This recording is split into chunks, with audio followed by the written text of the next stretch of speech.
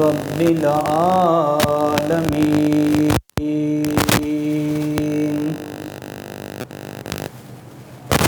والعاقبة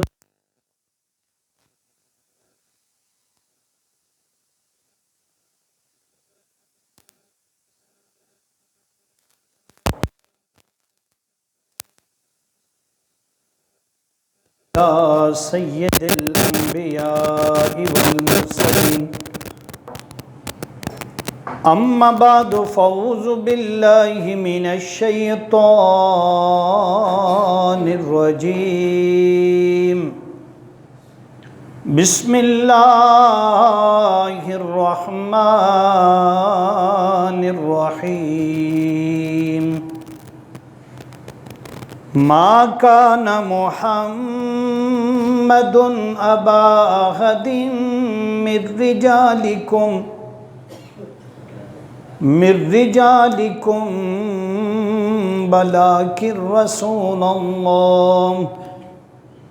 ولكن رسول الله وخاتم النبيين وكان الله بكل شيء عليما صدق الله مولانا العظيم وصدق رسوله النبي الكريم الأمين الرؤوف الرحيم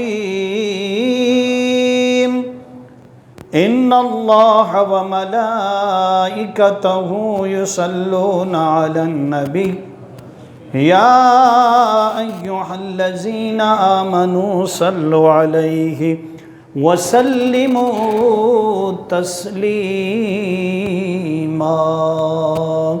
سب پڑھیے اللہم صلی علی سیدنا و مولانا محمد وعلی آلہ وصحبہ وبارک وسلم مولایا صلی وسلم دائما آبادا علی حبیبک خیر الخلق کلہم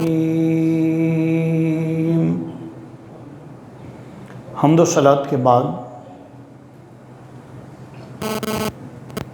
اللہ رب العزت کا شکر ہے جس کی توفیق سے الحمدللہ تعالی ماہ سفر المظفر شریف کا یہ تیسرا جمعۃ المبارک جس کے فیض و برکات حاصل کرنے کے لیے ہم حاضر ہیں، اللہ پاک ہماری حاضری کو اپنی بارگاہ میں شرف قبولیت عطا فرمائے۔ ماہ ستمبر تاریخی حوالے سے بہت اہمیت کا حامل ہے کہ اس کی 7 تاریخ کو سن 1974 میں قادیانی مرزا قادیانی اور اس کے احواریوں کو ہماری نیشنل اسمبلی نے کافر قرار دیا،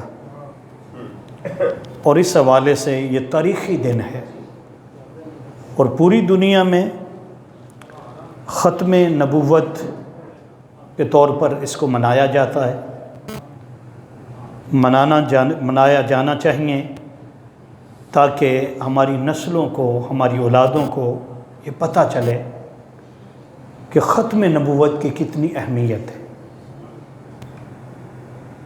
میں نے آج کے جمعۃ المبارک میں جو موضوع آپ کے سامنے بیان کرنا ہے وہ ہے ختم نبوت کے حوالے سے جناب حضرت پیر مہر علی شاہ رحمۃ اللہ علیہ کی خدمات۔ اللہ پاک ہم سب کو عمل کی توفیق عطا فرمائے۔ مسئلہ ختم نبوت یہ قرآن پاک کی 100 آیات سے ثابت ہے۔ 100 قرآن پاک کی آیات مسئلہ ختم نبوت کو بیان کرتی ہیں۔ قرآن پاک کی 100 آیات کہتی ہیں کہ اللہ کے رسول، اللہ کے آخری نبی، آخری پیغمبر حضور تاجدار کائنات صلی اللہ علیہ وسلم کی ذات پاک ہے۔ علماء لکھتے ہیں کہ 210 حدیث نبوی، صحیح حدیث نبوی جو بخاری میں ہیں، مسلم میں، ابو داؤد، ابن ماجہ میں، نسائی میں، ہر جگہ پر وہ ختم نبوت کو بیان کرتی ہیں۔ اگر قرآن پاک کی نص صرف ایک آیت پر ہو، جس مسئلے پر، جس حکم پر کتنی آیات ہوں؟ ایک، تو وہ ایک آیت کافی ہوتی ہے۔ یعنی کتنا اہم مسئلہ ہے کہ اللہ پاک نے قرآن پاک کی 100 آیات میں حضور اکرم صلی اللہ علیہ وسلم کی ختم نبوت کو بیان کیا ہے، اور یہ پیغام دیا ہے کہ حضور کی آمد کے بعد جو کوئی نبوت کا دعویٰ کرے گا یا ایسی باتیں کہے گا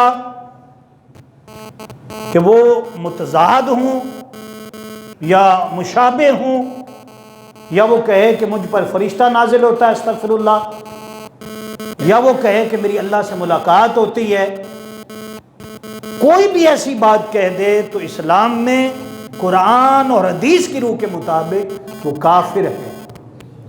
کیا ہے؟ بولنا ذرا، کافر ہے۔ میں حضرت جس طرح عرض کی کہ حضرت پیر میر علی شاہ رحمۃ اللہ علیہ ان کا ذکر کرنے لگا ہوں، لیکن اس سے پہلے یہ بتانا ضروری ہے کچھ چیزیں۔ جیسے میں نے عرض کیا کہ قرآن پاک کی کتنی آیات ہیں، ان میں سے صرف ایک حدیث پاک، ایک آیت مقدسہ جس میں اللہ رب العزت نے ارشاد فرمایا ما کان محمد ابا احد من رجالکم ولکن رسول اللہ وخاتم النبیین وکان اللہ بکل شیء علیما۔ قرآن فرماتا ہے کہ محمد صلی اللہ علیہ وسلم تم میں سے کسی جوان مرد کے باپ نہیں ہیں، کسی بالغ مرد کے باپ نہیں ہیں، ولیکن رسول اللہ، آپ تو اللہ کے رسول ہیں، آپ تو اللہ کے رسول ہیں، اور رسول ایسے ہیں وہ خاتم النبیین، خاتم ہیں۔ کیا ہیں؟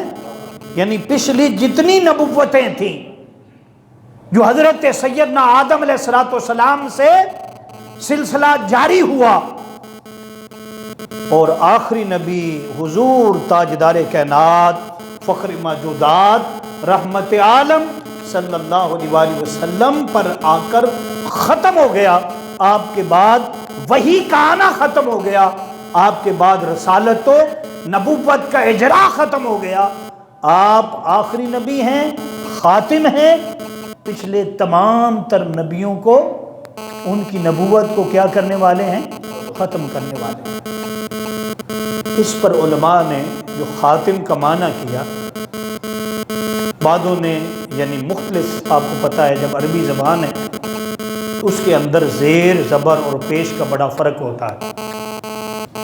زیر، زبر اور پیش، نصب، فتح اور جر، ان کے فرماتے ہیں کہ یہ خاتم حضور اکرم صلی اللہ علیہ وسلم پر جب حضور دنیا میں تشریف لائے، آپ جب پیدا ہوئے، مہر نبوت آپ کے دونوں کاندھوں کے درمیان اللہ رب العزت نے مہر لگا کر بھیجا۔ وہ مہر کی ترتیب کیا تھی؟ اوپر، سب سے اوپر اللہ، کیا؟ نیچے رسول، کیا؟ رسول، اس کے نیچے محمد۔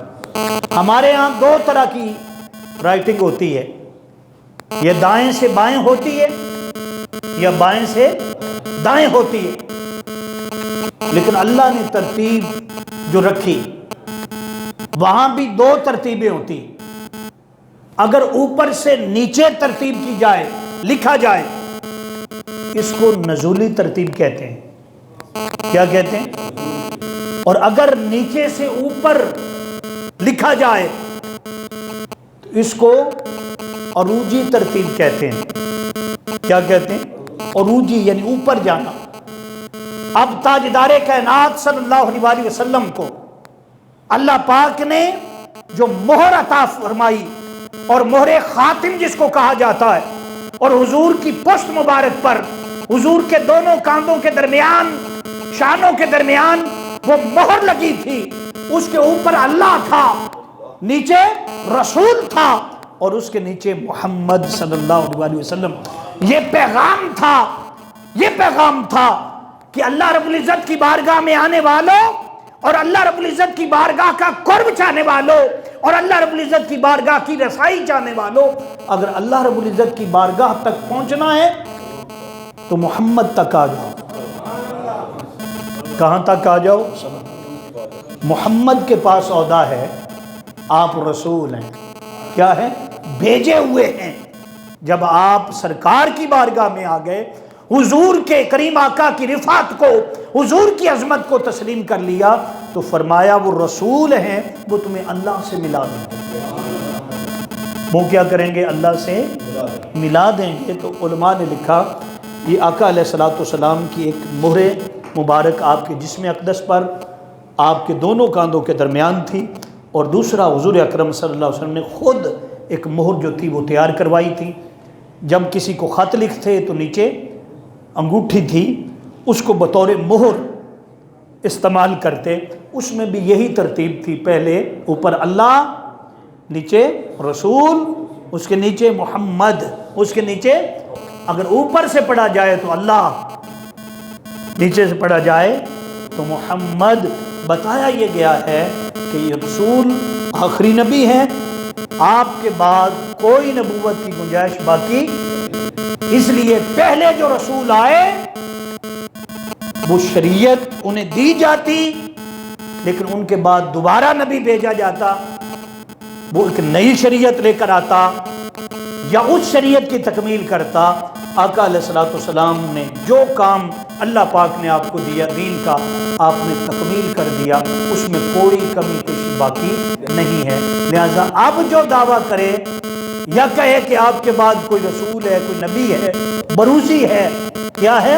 ذلی ہے، کسی طرح کا بھی وہ دعویٰ کرتا ہے، وہ کافر ہے، بے ایمان ہے، مرتد ہے۔ اس کے ساتھ بیٹھنا، کھانا، پینا، تعلقات رکھنا، یہ سب حرام ہے۔ یہ کیا ہے؟ حرام ہے۔ تو میں نے عرض کر دیا آپ کے سامنے کہ کریم آقا صلی اللہ علیہ وسلم کی ختم نبوت کے لیے اللہ پاک نے کتنی آیات دی؟ 100۔ ایک ایت مقدسہ میں نے تلاوت کی۔ اب صرف ایک حدیث پاک، وہ بھی بخاری شریف میں، کتنی دی؟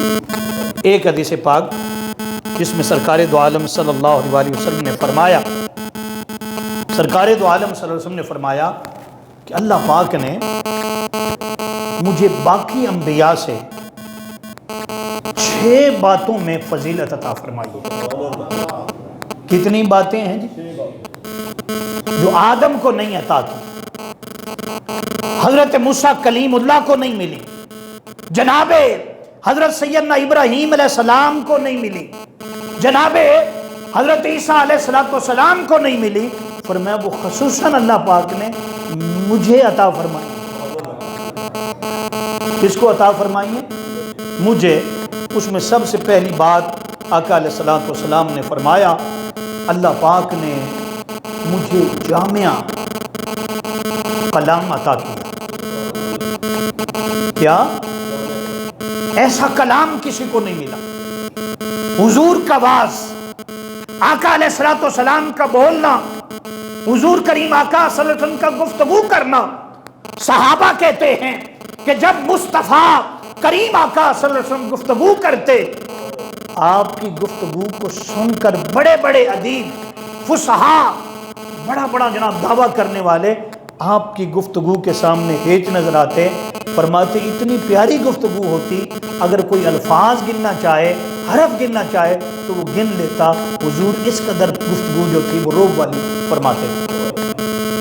پھر دوسری چیز آقا علیہ الصلوۃ والسلام نے فرمایا اللہ پاک نے مجھے روب عطا کیا، دبدبا عطا کیا. آپ بیٹھے ہیں مدینہ پاک میں، آپ کا دشمن دور بیٹھا ہے، کئی میل دور بیٹھا ہے، لیکن اس قدر حضور سے ڈرتا ہے، کانپ رہا ہے آقا علیہ الصلوۃ والسلام کا نام سن کر. اور آپ کو پتہ ہونا چاہیے حضور کا روب اور دبدبا تھا کہ جب آپ مکہ شریف تشریف لے گئے تھے، بغیر لڑائی کے بغیر تلوار چلائے اللہ پاک نے فتح عطا فرما دی. فرماتے ہیں اللہ رب العزت نے حضور کو ایسا دبدبا عطا فرمایا کہ دشمن دیکھ کر ہی وہ ہار مان لیتا. جو آپ سنتے ہیں کہ آقا علیہ الصلوۃ والسلام کے غزوات اور حضور کریم آقا صلی اللہ علیہ وسلم نے جتنی آپ نے جہاد کیا، جنگیں کی، جو صحابہ کرام نے کی، ان میں اکثر ایسی ہیں کہ لڑنے کی ضرورت نہیں پڑی، لڑنے کی ضرورت، بس حضور گئے اور اللہ نے فتح عطا فرمایا، اللہ نے فتح عطا فرمایا. تو یہ کیا تھا؟ روب. پھر آقا علیہ الصلوۃ والسلام نے فرمایا اللہ رب العزت نے میرے لیے جو مال تھا جو جنگ میں ملتا ہے، مال غنیمت، اس کو حلال کر دیا. پہلے نہیں تھا. میری امت پر مال غنیمت جو تھا اللہ نے حلال کر دیا. کیوں؟ صحابہ کرام تنگ دست تھے. کیا تھے؟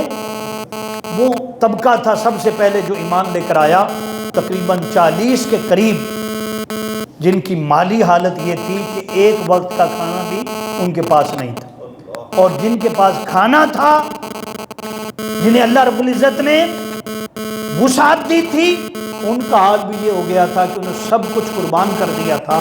تو اللہ رب العزت نے مال غنیمت حضور کی امت پر کیا کر دیا؟ حلال کر دیا. اس کے بعد آقا علیہ الصلوۃ والسلام نے فرمایا پہلی امتیں جب انہوں نے عبادت کرنی ہوتی تو ایک مخصوص جگہ ہوتی جہاں وہ اپنی عبادت کرتے. فرمایا کہ میری آمد پر اللہ نے ایک جگہ مخصوص نہیں رکھی، ایک جگہ مخصوص، جعلت الارض مسجدا وطہورا. فرمایا تمام تر زمین کو پاک کر دیا. پہلے ایسا نہیں تھا. اور پھر آقا کریم صلی اللہ علیہ وسلم نے فرمایا اللہ پاک نے جتنے نبی بھیجے، کسی کو ایک خطے کا بھیجا، ایک شہر کے لیے بھیجا، کسی کو ایک بستی کی طرف بھیجا، کسی کو ایک علاقے کی طرف بھیجا. فرمایا سن لو، میں واحد وہ اللہ کا نبی ہوں کہ اللہ رب العزت نے انی جاعل رسول مجھے بنا کر بھیجا، ایسا رسول کہ پوری جمی کے لیے ایسا رسول بنا کر بھیجا ہے کہ تمام تر خطے بھی میرے ہیں. انی رسول اللہ علیکم جمیعا. فرمایا کہ جہاں تک اللہ رب العالمین کی بادشاہی ہے وہاں تک اللہ رب العزت نے میری مصطفی کو رکھا ہے، میری نبوت کو رکھا ہے. پہلے ایسا نہیں تھا. اور پھر آقا کریم صلی اللہ علیہ وسلم نے فرمایا چھٹی چیز جو اللہ پاک نے مجھے عطا فرمائی، آقا علیہ السلام فرماتے ہیں وَخَاتَمَ بِي النَّبِيُّونَ، کہ جتنے نبی آئے تھے ایک کے بعد اگلا نبی آتا تھا، پھر اس کے بعد تیسرا نبی، چوتھا نبی، یہ سلسلہ چلتا رہا، نبوت کی چین چلتی رہی. فرمایا میں آیا تو اللہ رب العزت نے میری آمد پر نبوت کا دروازہ بند کر دیا. اب میں خاتم ہوں، تمام تر نبیوں کی نبوت کی تصدیق کرنے والا ہوں. میرے بعد اب نبی نہیں آئے، میرے بعد اب نبی نہیں آئے گا. تو میں نے عرض کیا آپ کے سامنے، اس لیے اللہ رب العزت نے حضور اکرم صلی اللہ علیہ وسلم کی ذات اقدس کو آخری نبی بنا کر بھیجا ہے. آپ کی مسجد آخری مسجد ہے، آپ کی مسجد. کوئی اور شخص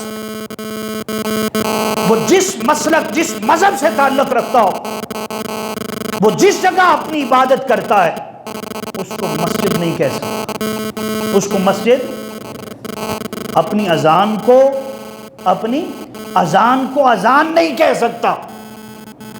نماز اگر وہ پڑھے، قادیانیوں کی بات کر رہا ہوں، نماز پڑھیں اور وہ کہتے ہیں کہ ہم نماز پڑھتے ہیں، نہ شریعت میں، نہ آئین پاکستان میں وہ اپنی عبادت کو نماز نہیں کہہ سکتے، اپنی عبادت کو نماز۔ تو اس میں کوئی جھگڑے کی ضرورت نہیں، یہ فیصلہ ہے عدالت کا۔ کیا ہے؟ عدالت کا فیصلہ، چھپا ہوا انگلش میں ہے، بہت سارے ہمارے لوگوں کو نہیں پتا ہوتا، وہ ایسے ہی بات، یعنی ان کا یہ ہے جہاں پر ان کی جگہ ہے، انہوں نے کوئی جگہ مکان ہے، کوئی جگہ بنا رکھی ہے، وہاں جمعے کو اکٹھے ہو جاتے ہیں، کہتے ہیں جی ہم نماز جمعہ پڑھ رہے ہیں، نہیں پڑھ سکتے۔ یہ فیصلہ ہے کس کا؟ عدالت کا۔ 1974 میں تو انہیں کافر قرار دیا گیا تھا، اور 1984 میں یہ اسلام کے جتنے شاعر ہیں، نماز ہے، روزہ ہے، حج ہے، زکوٰۃ ہے، قربانی ہے، کوئی بھی ایسا عمل نہیں کر سکتے۔ اگر ایسا عمل کریں گے تو فوراً، اسلام میں تو اجازت پہلے ہی نہیں ہے، اب کیا ہے، آئین پاکستان میں بھی اس کی اجازت نہیں ہے، اس پر فوراً اسے روکا جائے گا، گرفتار کیا جائے گا اور اسے سزا ہوگی۔ یہ 1984 کے اندر یہ جو میرے ہاتھ میں فیصلہ ہے یہ اس وقت ہوا، اور بہت سارے لوگوں کو یہ پتہ نہیں ہے، کیونکہ بہت سارے لوگ جو ہیں وہ غلط ملت کر جاتے ہیں۔ یہ فیصلہ اس وقت ہوا تھا جب سارے فرقے جو تھے، سارے فرقے مل گئے تھے، جس میں اہل سنت بریلوی، اہل سنت دیوبندی، اہل تشیع، اہل حدیث، یہ تمام مل کر کدھر گئے تھے؟ درخواست دی تھی قادیانیوں نے، وہ کہتے تھے کہ مان لیا کہ ہم اقلیت ہیں، لیکن ہمیں نماز پڑھنے کی اجازت تو دو نا، ہمیں روزے کی اجازت ملے، ہمیں جمعے کی اجازت ملے۔ یہ انہوں نے درخواست پیش کی تھی۔ جب انہوں نے کہا تو حکومت نے پھر کہا مسلمانوں کو کہ آؤ، اگر تم نہ آئے تو ہم تو پھر کیا کریں گے، مجبوری ہے، فیصلہ دے دیں گے، اس پر تم دلائل دو۔ کیا دو؟ دلائل دو۔ تو اس وقت جو کیا ہوا، دلائل جو تھے وہ پیش کیے گئے، اور مختلف چوٹی کے وکیل جو تھے اور علماء جو تھے وہ عدالت میں پیش کیے گئے، وہ اپنے دلائل جا کر دیتے رہے، اور کیس جو تھا وہ چلتا رہا، کیس چلتا رہا۔ اس پر کیا ہوا، جب کیس چل رہا تھا، یہ بہت کچھ لوگ ہر چیز گڑ مڑ کر لیتے ہیں نا، جب کیس چلتا رہا تو کیونکہ سارے جج بھی تھے، کیا تھے؟ مسلمان تھے، اور ایک جج اس وقت تھا، بڑا مشہور جسٹس تھا، جس کا نام تھا شجاعت حسین، کراچی کے تھے۔ کیا تھے؟ کراچی کے تھے، اور عالم بھی تھے اور جج بھی تھے۔ اس نے کہا تھا کہ جس طرح کے تم دلائل دے رہے ہو، تمہارے علماء کرام دے رہے ہیں، یہ کیا ہوگا کہ یہ کیس تمہارے ہاتھ سے نکل رہا ہے، تمہارے ہاتھ سے نکل رہا ہے، کیونکہ وہ کہہ رہے ہیں ہمیں عبادت کی اجازت دو، ہمیں اذان کی اجازت دو، ہمیں روزے کی اجازت دو، تو ہم کیسے روک سکتے ہیں؟ ہم کیسے روک سکتے ہیں؟ جو آ کر بات کرے وہ کہے جی قرآن پاک میں یہ لکھا ہوا ہے، حدیث میں یہ لکھا ہوا ہے۔ تو جج یہی بات کرتے تھے، کیا کہتے تھے؟ وہ کہتے تھے کہ یہ مسئلہ الگ ہے، اب مان لیا کہ وہ اقلیت ہیں، کیا ہے؟ مان لیا کہ وہ اقلیت ہیں، لیکن بات یہ ہے کہ اس بات پر یہ کیسے ہم روک لیں، انہیں اذان سے روک دیں اور یہ ساری چیزیں روک دیں۔ تو سب نے مشورہ کیا کہ اب کیا کیا جائے، اب کیا؟